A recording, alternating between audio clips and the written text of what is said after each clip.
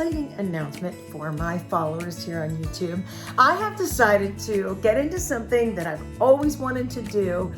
You all probably know that from watching my videos, I love to go antique shopping and I collect a lot of different antiques. Well, I've had the opportunity to be able to rent out an antique stall in a local antiques market right here in Duncansville, PA, which is the sister community to Hollidaysburg, which is where we live. And I'm very, very excited about this opportunity. And so for the next few videos, I'm gonna share with you my journey to setting that booth up. And we're going to go and look at other antiques booths and see what works, what antiques booths I'm attracted to based on the layout and the setup and the things that are in those different antiques booth setups.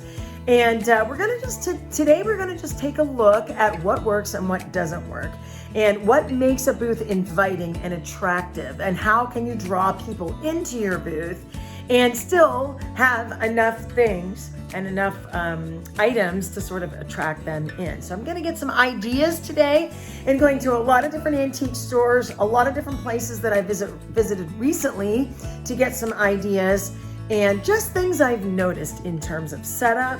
My space is going to be 10 foot wide and 12 foot deep. So I'm trying to really gather the best ideas for my best layout. So today we'll be checking out other stalls locally that we visited and what works and what might not work as well. And then we're just going to lay down some of my basic ideas for my booth. And then over the next couple of videos, you're gonna get to see those come to life because we're gonna set it up and put it all together. And I'm very excited about that. Now today we're going to identify about 5 factors that I'm going to try to adhere to as I set up my antiques booth. And these are things that I've come up with. As I say before, I am no expert except that I do shop for antiques. So these 5 items are things that I thought of along the way that I think are important for an antiques booth to attract the customer. Now, one of the things that really attracts me when I'm looking at antiques booth is a defined style. When I see a booth that is very easy to see exactly what that person is selling. They have a particular style that they stick to. For example, the booth we're looking at right here is a farmhouse style. You see the corner cupboard, the farmhouse table, a couple baskets, the ironstone, no question about it. It's all in the farmhouse style. The one we're looking at here, you can tell is more of a Victorian, eclectic booth. I really was inspired by this particular booth when I designed my antiques booth. I love that teal pop of color, and then all the other colors just kind of popping out from that teal background. But it was very easy to tell what that vendor was selling by the way they had designed their booth, and it was attractive.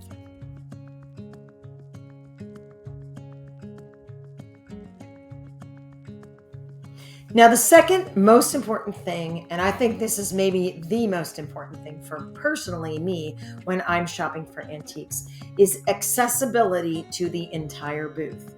Many times you walk by an antiques booth and they put a large piece of furniture right in the front of the booth.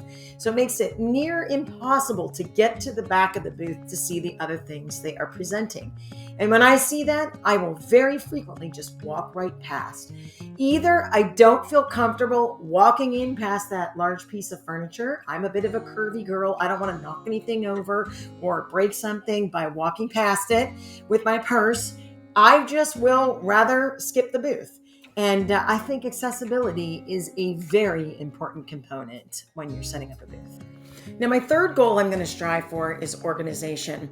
And this is not something that comes naturally to me, but when I look at an antiques booth, it is so much easier to find what I'm looking for if the booth is organized. If it looks like they pulled up with a dump truck and just dumped things in the booth, I don't have the time to sift through someone else's stuff. So if it's organized and laid out well, then I'm going to naturally, as someone just walking by, be able to spy if there's something that I am particularly looking for. So organization is a key.